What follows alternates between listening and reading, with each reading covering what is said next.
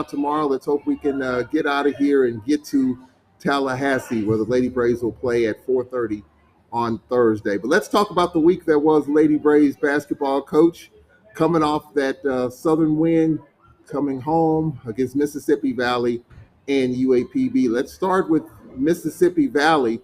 And let's start with some news prior to that game. Of course, you want to have all your pieces, and we were just coming off that big win over Southern University, and then we don't have the heartbeat. We don't have one of our key pieces in Kiera Henderson for that Mississippi Valley game. How did that change the dynamic of that game? We lost that game, and it was right there for us to get, but just not up to Lady Brave standards in that Valley game. Talk about how tough that was. Well, it was tough, simply because we felt like if Kiara had been there, we probably had a better chance of winning the game. But we're not making any excuses for that, Charles. I still think we should have won the game. We didn't play up to the level that we should have been playing up to. Uh, the kids that was there didn't, we just play so laid back, and you can't do that. That's how you get beat by a lower seed, when you just play the way we played in that game. We didn't play with any energy, and I know Kiara brings a lot of that energy to us. She forces us to play like we're supposed to. She's that leader that we need, but we just didn't do a good job of getting up for that game. You know what? It wasn't a surprise to me though, because I kind of felt it through the week, leading up to that game, that we was taking them for granted.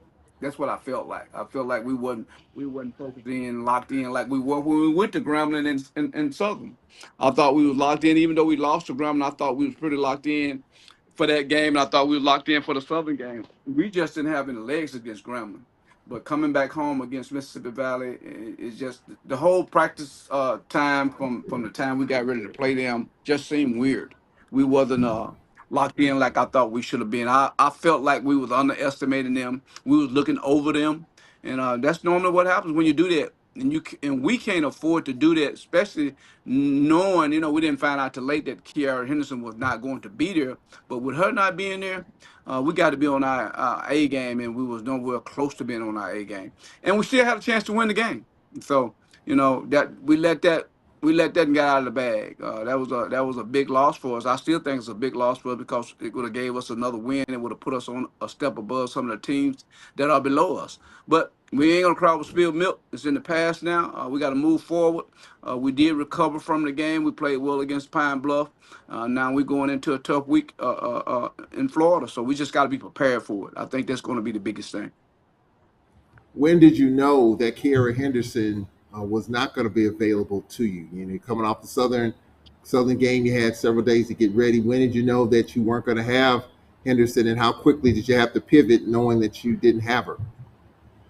Well, we knew we wasn't going to have her Wednesday morning. We found out we were not going to have her for the game on Thursday, uh, because she wasn't at practice that Wednesday, and we knew she wasn't going to be back in time for the Thursday game. We were just hoping and praying that she would be back for the Saturday game. So we knew that Wednesday. But you really can't make up for. We don't have anybody that can make up for what Kiara does for our team. It's just simple. No one else can do what she does for our team. She's that energizer bunny. She's that person who's going to make everybody else take ownership to what they're supposed to be doing out on the floor, and she's going to give you 100%. On the bench, off the bench, it don't matter where she is, she's going to give you 100%. And that's saying a lot, especially for what we like to do. She's a person that can play one, two, or three for us when it comes to matching her up with someone. She can play the point guard. She can play the two guard. She can play the three. She can play the four. She can play the five. She can match up with anybody, and you're going to be in good shape with her. And I think that was our biggest problem, was matching up with Valley. Because Valley had about 4 or 5 kids who could really handle the ball. And when you got 4 or 5 kids who can really put it on the floor, now you got to match up with them. And I thought if Kiara had been there, we could have did a lot more offensively and defensively. But like I said, that's not the excuse we're looking for. We still feel like we was the better team even without Kiara.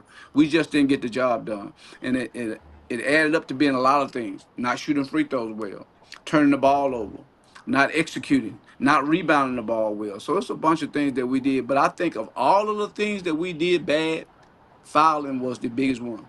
You cannot put a team at the line 40 times and expect you're going to win the game. And Valley shot 40 free throws.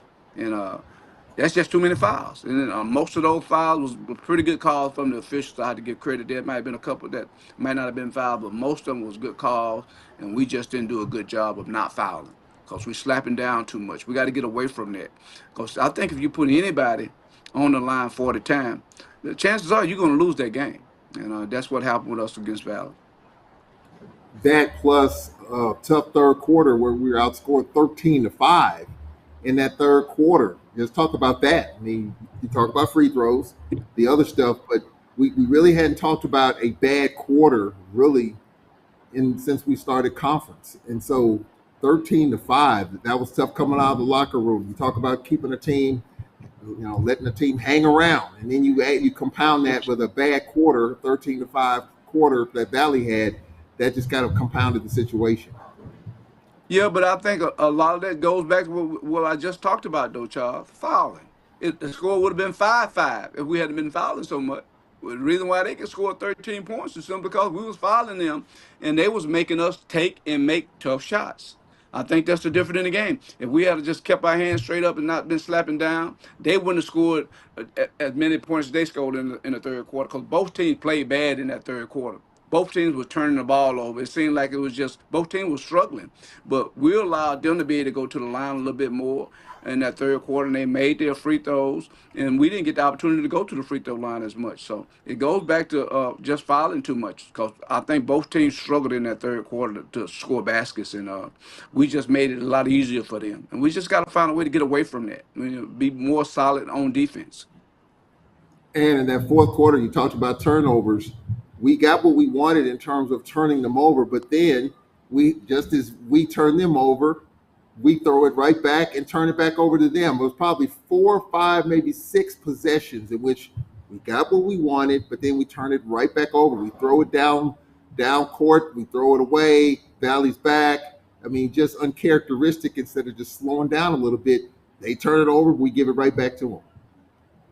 Yeah, Charles, I think that was just a matter of just playing too fast. You got to slow down, especially when you do the things that you want to do on the defensive side of the ball. You get to steal. You can't throw it away like we did. I thought we threw the ball away for no reason, at least 3 or 4 times where we had made the play that we wanted to make, and we just didn't make the play after we stole the ball. We tried to force the ball into areas where we shouldn't have been forcing it to, and actually ended up throwing the ball almost directly back to them a couple times.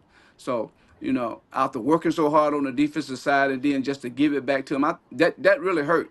You know what I mean? Because I thought our kids did a real good job of. We made Valley turn the ball over. They ain't just throw it away. We made them turn it over because of the way we was trapping. But when we turned it over, I mean, if there was no pressure there, we just trying to get the ball out of our hand too fast and just made some bad passes, which ended up eventually costing us the game. Lady Braves lose a tough one at home 63-59. Kalen Watkins had 16 to lead the Lady Braves off the bench. You talked about no Kiara Henderson, Destiny Brown with 11 points, and Zaniyah White with 10. Coach Kalen Watkins of the last few games has really, I think, picked up her offensive scoring. So we tried to make it up without Kiara Henderson, but Kalen Watkins the last few games, Coach, at least to me, has kind of picked up her offensive performance, especially from beyond the arc.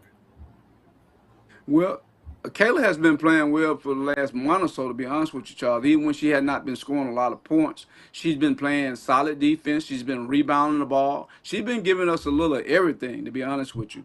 She's been very dependable. She's a person that we feel like we can put in the game, and she's going to get the job done. So she's been solid on both sides of the ball. She's been having some big games when we need her to. When we need her to score, she's been scoring. When we need her to just be a good, solid defensive player for us, she's been that. So she's been solid for us. She's been consistent. I think that's the key word to use. She's been so consistent for us. We just need someone else to be able to step their game up and kind of match what she's doing right now, because she's been solid for us. But she has that experience, and she's playing away an experienced person is supposed to play, you ask me. And I think Kaylin has been real solid for us. I just hope she can continue to play that way because even with that bad shoulder, she's been solid for us. So hopefully she'll keep that up and continue to play that way in Florida. The Laser hurt Floyd and Leah Houston, that 1-2 punch in the backcourt.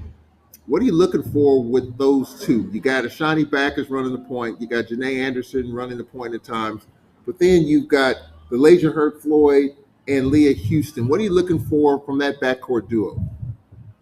Well, you trying Lear Houston playing the post for us, right? You know, Mm-hmm.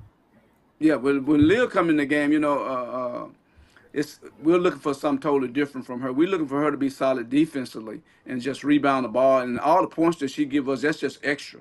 When Hurt Floyd comes in the game, the lasers, we're looking to pick our press game up. And that means Lil is playing the back of the press, and Hurt Floyd is playing the front of it. So now we're looking to get a lot more steals. We're looking to trap more. We just expecting more out of them when it comes to helping us, forcing other teams to turn the ball over. And I think Hurt Floyd has been doing a good job of that. Lil has been doing a good job of that. Matter of fact, those are two of the people who comes in that conversation when we start talking about making those big plays, stealing the ball. And they did that against Valley. Unfortunately, we turned it right back over to Valley at the time that they made those big plays. But those are the two that who really turn the heat up when it comes to the way we press. When Backus and Janae's in the game, we look for them to kind of control our offense a little bit better, control the tempo of the game a little better, get us in our sets a little bit better. We don't expect as much from Hurt Floyd when it comes to set plays like we do with Backus and Anderson. We expect for them to get us in our set plays. Not saying that they can't push it up the floor now, because they do, but they are better at getting the ball where it needs to go when it comes to set plays in our half court game, and that's what we expect from them. Well, Lady Braves lose a tough one, 63-59. Then you got to get ready for UAPB. And coach, you warned us about Valley. You said, hey, don't sleep on this. Don't let the record fool you. Don't let these box scores fool you. Well, I got fooled, and a lot of folks got fooled. But then you warned us even more so of the fact that UAPB was a little bit better than Valley in terms of talent. A lot of pieces they can throw at you. So the concern number one for UAPB, and then the story of Kiera Henderson possibly or possibly not coming back for that UAPB game. So an interesting 48 hours preparing for a team that's a little bit better than whether or not you had Kiera Henderson, whether she would be back. You had a conversation with her because you thought maybe she wouldn't be back. Of course, you give players whatever time they need to get themselves ready to come back. So you might have her, you might not. As it turns out, she played. What was that 48 hours like there, knowing that you might have Kiera, the conversation, you might not, and then preparing for UAPB? Yeah, it was rough. It was really rough. Just not knowing. And kind of concerned about her, to be honest with you, because I didn't really know exactly what was going on back home, but I knew it was something that she wanted to get, taken care of, and just. But me, the texts that we had talking to each other, I feel good knowing that she was okay, and didn't really know whether or not she's going to be back in time to play the game. I kind of got the feeling that she might try to get back for the game. Since it was an early game, I knew that would be kind of tough. But like I said, she ended up getting back and played well for us, and came in the game with a lot of high spirit, enthusiasm, and just excited. I was glad to see that. I think she's using basketball as an scapegoat to whatever on her mind to just kind of for that 2 hours or whatever it take to play the game is just to relax a little bit. And I think that's what kids should do. Use the sport to be able to just get away from everything that's going on in their life. And I think Kiara is smart enough to really use basketball for that purpose. And she's just you don't have to worry. One thing you don't have to worry about with Kiara, when she step on that floor, whether it's practice or a game, you're gonna get 100%. Man, maybe I should say 110%. You're gonna get that effort wise, and that's what she brought to the team. Because honestly, Charles, I was a lot more afraid of Pine Bluff than I was Valley when it came to their athleticism and stuff. Now, I knew Valley had a lot of good 3-point shooters and a lot of people who like to really shoot the 3-point shot. But I just was scared of Pine Bluff total game when it came to their post aggressiveness and the ability to shoot the three from their guards. And I just knew they were going. I thought they would create more problems for us, but we was better prepared for them simply because we had Kiara back. We could match up with them better. So that helped us a lot more because Pine Bluff is so athletic at the post position. They're so athletic at the guard position because they're really small like we are. So when you playing against a small team like you are, that means they can match up with you too. You know what I mean? So that's what kind of had me a little nervous about Pine Bluff. And I have seen some of the games that they played. In the non-conference, I know they had Tulsa 18 points. They ended up losing the game, but they had an 18-point lead in the second half of that game, and I just knew they was real athletic. But I do know this: one thing that hurt them is that their point guard that played against Jackson did not play against us. She had death in the family, I think, and it didn't make it to our game. So that was a big, you can't make those kind of adjustments to lose your point guard going into a Saturday game from Thursday. And I watched the game against Jackson, and the point guard played well for them. Number one, she played well for them, and not having her, I don't think they really ever adjusted to not having her, because they didn't have enough time to make that adjustment. But I think that was a big part of the game too. Not, I think we still would have won the ball game because of the way we played and with the energy that we played with. I still think we would have won the ball game. But you just never know what one or two kids can do for a team. That's like Kiara Henderson for us. I mean, she changes everything we do. She makes us a good team in all areas, and I kind of feel like the young lady for Pine Bluff, the little point guard, does that for them. Well, let's talk about the UAPB game. 53-40. You look at the box score, coach. You very rarely see a box score. Two teams, 20 plus players on the box score, and only one from both teams scored in double figures. Very odd box score. We got the win, but no one from our team had double figures. The leading scorer, you had Zanaya White with 8, Cheatham with 8. Everybody that pretty much stepped on the floor, even Milan Moore saw some action, contributed in some way, form, or fashion. So just one of those games in which it took everyone played their role in a game like this.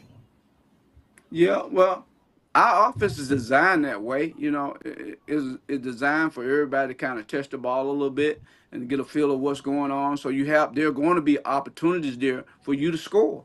And I thought we shared the ball pretty good on that particular day, and we got a lot of people in the scoring column. And when you can do that, you don't need someone to have 25 points. And when you got a bunch of people scoring 8, 5, and 7, that's what we had. So we had a lot of people putting the ball in the basket. We had a lot of people being real aggressive when they got the ball. So that was a lot. That was some good balanced scoring, and that's the kind of scoring you need to actually be a hard team to scout. When teams can't scout that, you know what I mean? They're always looking for who's the lead scorer, who's the second lead scorer, and then that open opportunities for other kids to be able to have big games against you when you scouting a team and you trying to find a way to stop their main people, and then end up someone off the bench have a big game on you. Well, Maya Claytor had missed several games due to the flu and illness, trying to play her way back. Talk about where she is there. She's seeing a little bit more action, trying to get back into that flow and rhythm. Well, I think she's pretty much back to where she was before she left. Now, I thought watching her in practice now, she's feeling a lot better. That's the biggest thing. She just feel like she has her body back and she's moving a lot better, shooting the ball with a lot more confidence now. Uh, that first game back, she really was just kind of trying to get over the flu still. To be honest with you, getting used to running up and down the floor, but now she's kind of back to herself, feeling good about herself, and taking the shots that we want her to take. And I'm looking forward to see how she's gonna really help us in the game on Thursday against FAMU, because I think we're gonna need her shooting. I think they're gonna play us a lot of zone, so I think that's gonna be huge for us to have Maya going into the game on Thursday. Well, speaking of Florida A&M, that's where we go next Thursday at 4:30 Central Time. We'll be on the air at 4:15. Speaking of FAMU, again, they're tied with us for the 5-6 mark, tied for sixth place, but we're only one game out of fifth place, coach. And I thought, that Valley game, as tough as it was, I thought if we won these two at home, we'd be looking up on the trajectory going up. But now I got to look back a little bit. Bethune-Cookman in eighth place. We go to Bethune coming up on Saturday, and then Prairie View 3-8, Alabama State 3-8, and that's your top 10 right there. So, somehow I think we got to, if we can get these two in Florida, and that's what Bethune-Cookman and Florida A&M's men just did. They just went to Texas and got two, and so now I think we're going to have to, get two in Florida to kind of make up for it a little bit. Yeah, but Chuck, I don't think we have to get two though. I think we just got to get one on Thursday and get one on Saturday. If we can do that, and we can get one on Thursday and one on Saturday, I think that's what we need. Okay, because that's the Yeah. way we're looking at it. We're gonna take care of business on Thursday, and then we get that one, and then we'll get that one on Saturday. And I think that's the way we have to look at it. I don't want to be looking ahead to fam. I know we got a plan, but our game plan now is all set for FAMU. And I think the key to the game is going to be who made the better adjustments coming out of the game that we played, out of the first game we made. Who's going to make the better adjustment? Who's going to put their team in a better situation to win? And because I've seen a lot of things, I feel like we can do better. I feel like FAMU is looking to keep up and running our back door stuff. They're going to keep the ball off the elbow. So we got to find ways the other ways to score, and not dealing just coming from the elbow. I think that's the biggest thing. They're going to sit people on that elbow and keep us from getting the ball there. So we got to find other ways to score the basketball.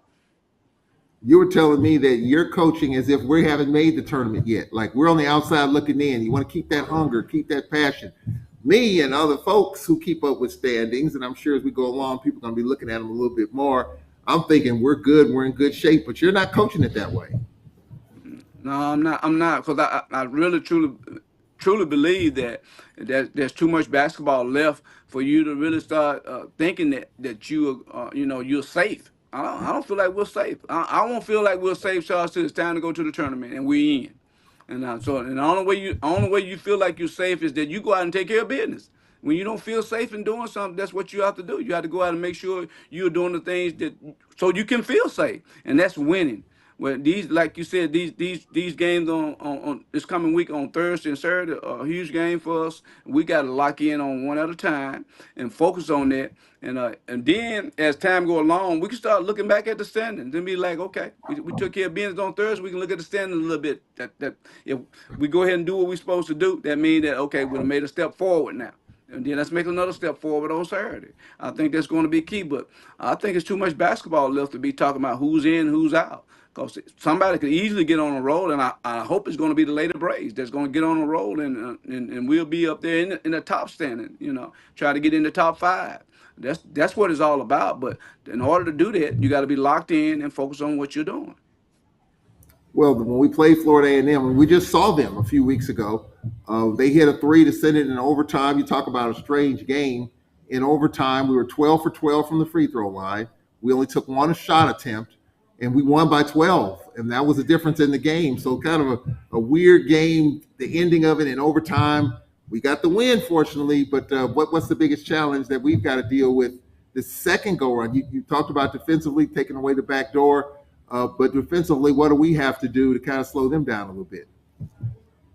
Well, first of all, I told our kids today in practice that free throw shooting is the reason why we had to go into overtime because we didn't make them. In overtime, free throw shooting is the reason why we won the game because we made them. So just because we was getting ready to shoot free throws at the time at the end of practice, right? I'm trying to make them realize how important free throw shooting is.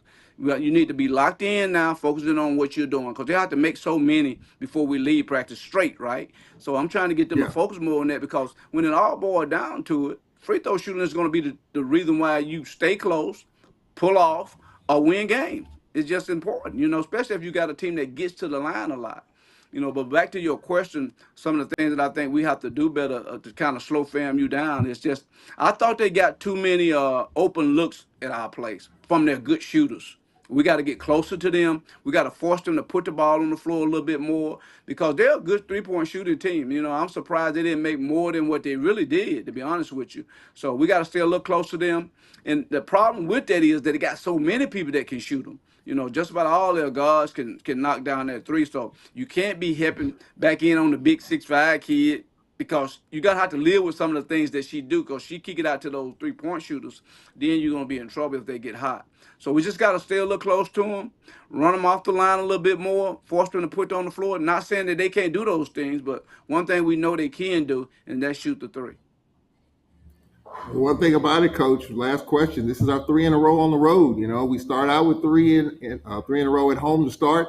This is our three in a row at home. We won't see the Whitney Arena for a couple of weeks, so we got to hunker down. It's going to be tough away from home. You got a trip to Daytona.